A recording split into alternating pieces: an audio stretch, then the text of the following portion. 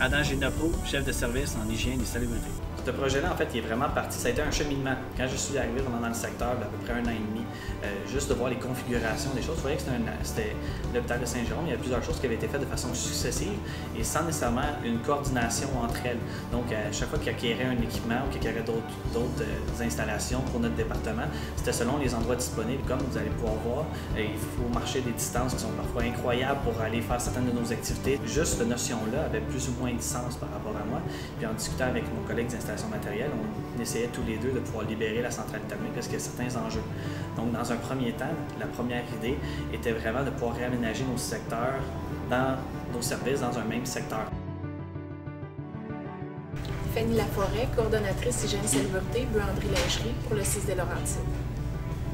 La réaction de la direction quand on a reçu la proposition d'Adam Génopreau d'avoir une nouvelle technologie pour traiter les déchets biomédicaux, c'était une proposition qui était innovante et qui nous remettait en question le département de l'hygiène salubrité parce que rarement dans le réseau de la santé, il y a des investissements d'immobilisation pour l'hygiène salubrité. Habituellement, on est à la remorque des services et des soins.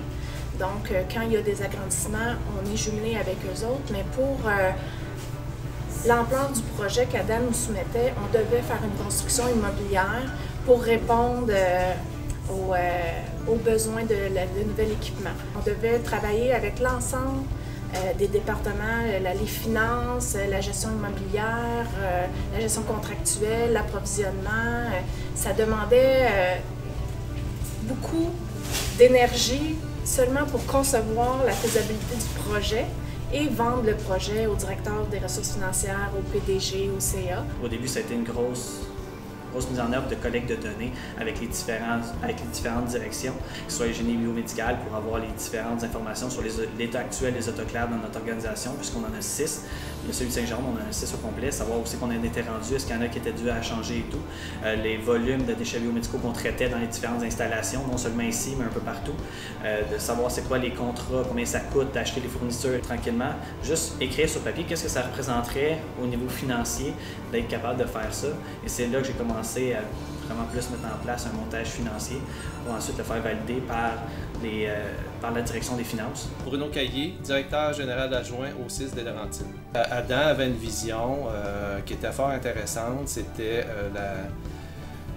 l'élimination de 250 tonnes de déchets qu'on enfouissait année après année.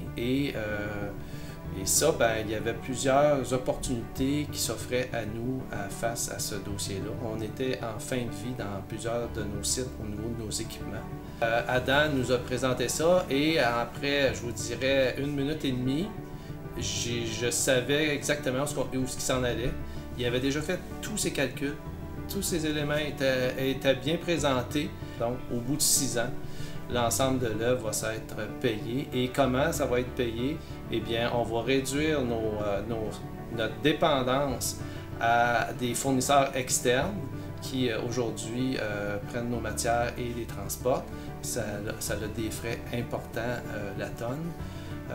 On a aussi, bien sûr, des investissements qu'on va éviter de faire dans le remplacement des vieilles autoclaves.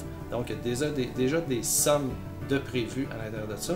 Et la plus belle chose qui nous arrive, c'est qu'à la fin de tout, on va vendre nos matières résiduelles à un fournisseur. Donc, encore là, une somme d'argent qu'on va récupérer de matière qui, autrement, serait enfouie dans ça. On avait commencé certaines discussions avec la firme Synergie Santé Environnement de pouvoir faire une caractérisation des déchets de différents secteurs du 6 de Laurentides. Rapidement, moi j'ai vu ça comme une opportunité en discutant avec Adam et en lui disant Adam, est-ce que tu sais qu'il existe d'autres façons de gérer les déchets biomédicaux qui ne sont pas utilisés en Amérique du Nord, mais qui sont utilisés un peu partout dans le monde? Il y aurait peut-être une opportunité de faire quelque chose. Il s'est dit peut-être qu'il y a lieu effectivement de revoir complètement la façon de gérer nos déchets biomédicaux pour le 6 de Laurentides, d'investir dans une autre technologie qui allait permettre de gérer l'ensemble des déchets biomédicaux du 6 en un seul endroit et qui allait permettre éventuellement de se départir des autres autoclaves. Alors, c'est parti d'une belle rencontre finalement et du soutien de SSE au Québec pour promouvoir justement des solutions environnementales et écologiques au sein des établissements de santé. Et Saint-Jérôme était intéressé de traiter eux-mêmes leurs déchets hospitaliers. Ils regardaient à la fin de l'année la facture qu'ils avaient pour se débarrasser de ces déchets dangereux et se rendaient compte d'une part que c'était une facture extrêmement dispendieuse, d'autre part que finalement en tant que responsables, ils sont responsables de leurs déchets jusqu'à la disposition finale par l'organisme tiers et donc que quand les technologies utilisées localement ne sont pas de pointe encore aujourd'hui, ça peut présenter un certain risque au niveau écologie, environnement, aussi tout le transport. Actuellement, dans le 6 des Laurentides, on a 6 installations comme ça. Ça ici, c'est la plus grosse, c'est celle pour l'hôpital de Saint-Jérôme. Là ici, il y a une question d'après un volume de... Juste le nœud anatomique, c'est à peu près 109 tonnes par année. Avec le piquant tranchant, on monte à 140-145 tonnes de déchets par année, de déchets biomédicaux. Sauf qu'il est dans 5 autres sites dans les Laurentides. Donc, dans le cadre du projet, l'objectif, ça va être de tout rapatrier ça puis d'avoir un seul site qui va offrir le traitement des déchets biomédicaux, soit ici avec notre nouvel équipement. Puis on va se libérer de 6 installations comme ça pour en créer rien qu'une. Avec le nouvel équipement, là, on passe dans un tout nouveau processus qui, au lieu d'être traité à la vapeur, ça va être traité par micro-ondes. On va créer une charpie de déchets biomédicaux qui va tomber dans une vis sans fin ou qui va se faire désinfecter par micro-ondes. Et par micro-ondes, on a moins besoin d'une autre température vu que la charpie, déjà, elle est pas mal plus petite et concentrée dans une vis sans fin. Donc, on a besoin d'une moins grande température et ce qui fait que ça ne devient pas un gros amalgame fondu de matière à la fin du processus. Ça devient une charpie désinfectée de déchets qui viennent des déchets courants comme n'importe lesquels. Olivier Dufresne, président du groupe AMB Ecostérile. AMB Ecostérile est une société familiale qui existe depuis 1947. Et qui, depuis 20 ans, s'est spécialisé dans la fabrication de machines pour le traitement et le recyclage des déchets biomédicaux. Donc les hôpitaux eux-mêmes vont, pour des raisons bien sûr écologiques d'une part, mais économiques d'autre part, vouloir traiter eux-mêmes les déchets qu'ils génèrent au sein de leur établissement pour être totalement autonomes et donc sauver des coûts assez importants à la fin de l'année. Donc en fait la technologie écostérile, comme je l'ai dit sur base des recherches qui ont été faites, est une technologie qui va utiliser les micro-ondes pour chauffer le déchet et donc permettre une décontamination, on va parler de désinfection du déchet et donc le rendre inerte. Donc qu'est-ce qu'on fait? On fait d'un déchet dangereux volumineux un déchet réduit de volume de 80%, donc broyé et totalement inerte, donc il va être assimilable à un déchet ménager et qui va pouvoir suivre la filière des déchets ménagers classiques. Donc en fait, à l'inverse de l'incinération qui brûle, à l'inverse des autoclaves qui utilisent, comme je l'ai dit, beaucoup d'eau, de vapeur d'eau pour traiter les déchets, qui doivent traiter l'eau après, qui utilisent beaucoup de gaz et d'électricité, la technologie écostérile ne va utiliser que de l'électricité. Donc dans ce cas-ci, les machines sont directement connectées sur le réseau électrique pour fonctionner et n'ont besoin que d'électricité. Donc pas d'eau, pas de rejet. C'est un système fermé qui en fait va fonctionner en continu. Donc on se différencie des batchs où il faut charger, attendre un cycle et puis après décharger, qui implique beaucoup de manipulation. Et donc la manipulation d'un déchet dangereux, c'est quelque chose qu'on souhaite éviter.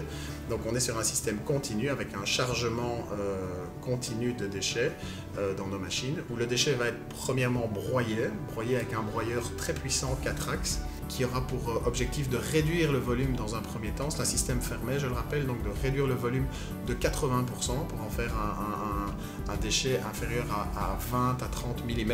Donc c'est un déchet comme ceci qui va donc, vous pouvez voir ici, totalement broyé et méconnaissable.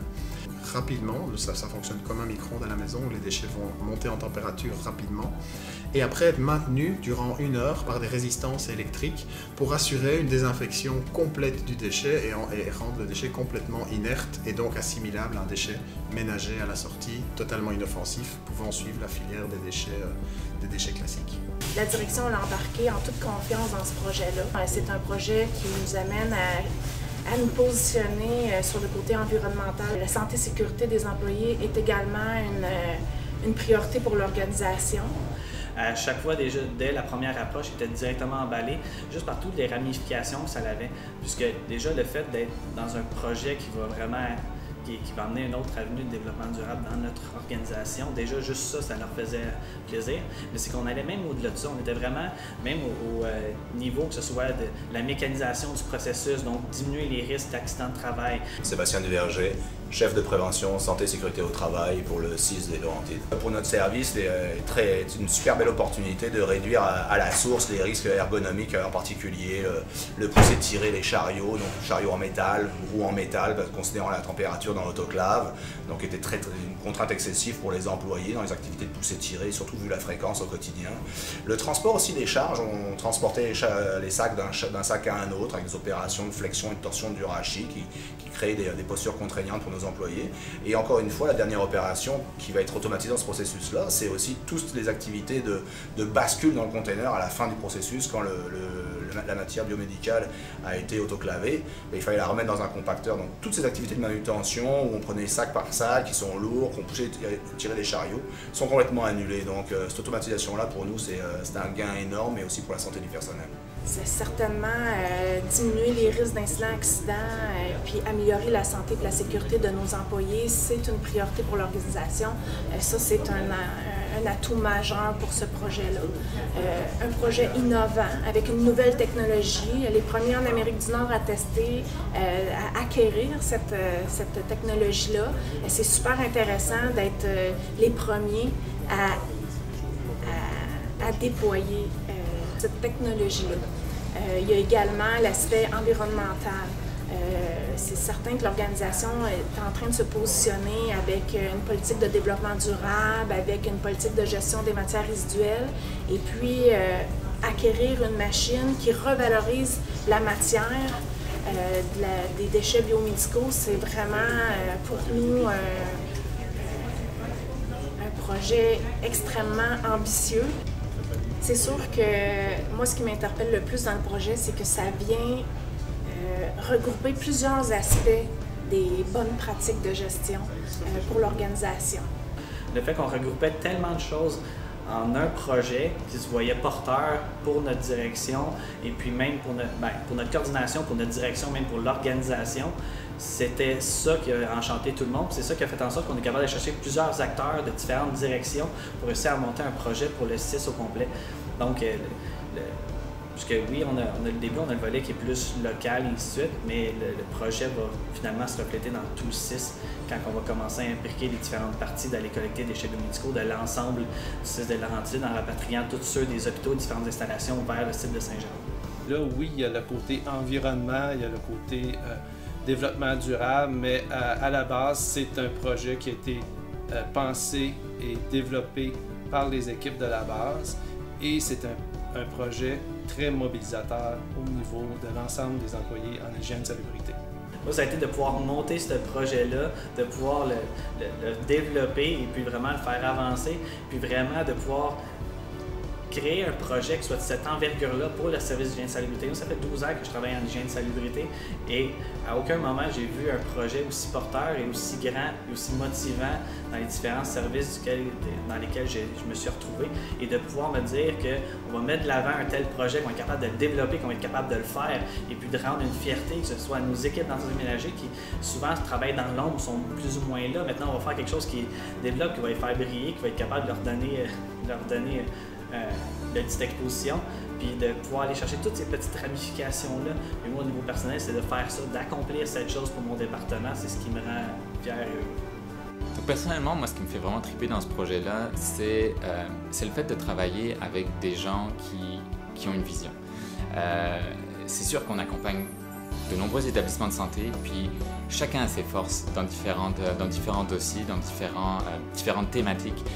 Ici, on était vraiment dans la gestion de matières résiduelles, puis on est tombé, en tout cas moi je suis tombé, puis j'en suis pas encore revenu, sur un gestionnaire qui était vraiment motivé, qui a décidé de faire cette boire, qui a décidé de pousser ce projet-là, de le tenir là. Et ça n'arrive pas souvent, surtout quand on se trouve avec des technologies qui ne sont pas du tout éprouvées dans le contexte nord-américain, encore moins dans le contexte québécois. Là, on arrive avec quelque chose de totalement différent. C'est sûr qu'on avait pavé un petit peu le chemin quand même parce que les gens au ministère de la Santé connaissaient la technologie puis ça facilitait un peu la vie, mais avoir le ministère de la Santé qui embarque, si on n'a pas d'établissement de santé et si on n'a pas quelqu'un qui porte le projet, qui est capable de le vendre à l'interne, qui est capable de l'amener de A à Z, ben c'est pas possible, ça peut pas exister ce genre de projet-là. Et après ça, eh bien, rentrer dans un processus où, ensemble, être un exemple pour le Québec, pour le Canada au sens large, d'un centre de santé, d'un hôpital qui va lui-même alors de manière écologique traiter les déchets qu'il génère au sein de son propre établissement sans transport et sans avoir à passer par un organisme tiers. Et donc le fait d'avoir une machine et d'être autonome et de traiter de manière écologique au sein de l'établissement faisait complètement sens d'un point de vue environnemental et d'un point de vue économique également. Quand on a finalement mis le projet en marche, l'ensemble de l'œuvre, quand on a commencé à voir les premiers coups, juste la diminution de la manipulation des charges, la diminution des pas qu'on faisait dans une journée, la diminution de toute la pénibilité de la tâche, ça a vraiment... On a vu et on a compris ce qu'on venait de réaliser. Puis vraiment dans le sens que ce projet-là était multifonctionnel. L'équipement de déchets biomédicaux en est une partie, mais le fait juste de l'environnement, le réaménagement de l'environnement que ça nous a permis de faire avec l'agrandissement pour accueillir la machine, d'avoir nos compacteurs à déchets et à recyclage dans le même secteur, accessible de l'intérieur, avec des verseurs automatisés pour faire en sorte que toute manipulation soit mécanisée ou soit de l'intérieur versus avant qu'on allait à l'extérieur. On a vraiment vu une différence vraiment phénoménale. Quand je me remémore le chemin parcouru, les moments de joie, de déception, de frustration à certains points, puis de voir tous les efforts que ça a demandé, le fait d'être là en ce moment et de voir la réalisation concrète de ce que c'est, vraiment, tu sens que tu as vraiment fait la bonne décision, que tu as fait le bon chemin et que tu as tout traversé ça pour quelque chose de bien.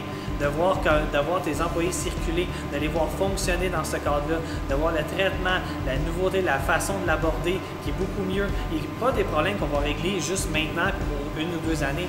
Ça va vraiment causer des changements pour les 5, 10, 15, 20, 30 prochaines années.